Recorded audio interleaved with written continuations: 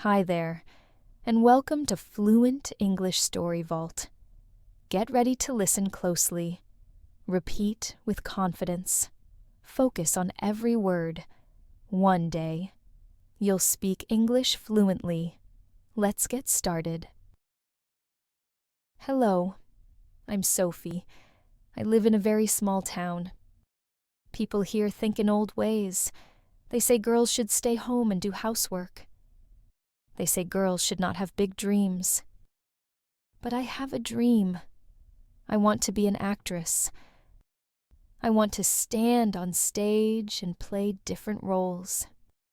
I want to tell stories that touch people's hearts. But many people laugh at me. They say, "This job is not for girls." Even my teacher told me to be more realistic. Sometimes I feel sad and alone. Last week, something special happened. I went to the attic in our house.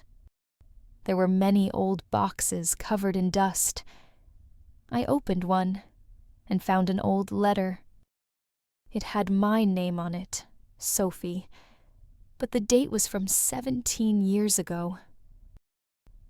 It was written by my grandma. She passed away when I was very young. I sat down and began to read. Her handwriting was soft and kind. She wrote, "Dear Sophie, if you find this letter, I am no longer in this world, but I am always with you in your heart." My eyes filled with tears.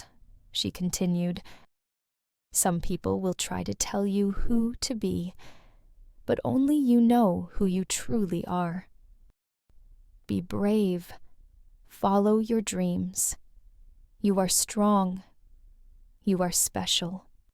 I smiled and cried at the same time. Her words gave me strength and comfort. Then I found something else in the box. A small, heart-shaped necklace. There was a note beside it. "This necklace is for your heart. Wear it when you feel lost or afraid." I put it around my neck. And at that moment, I felt warm.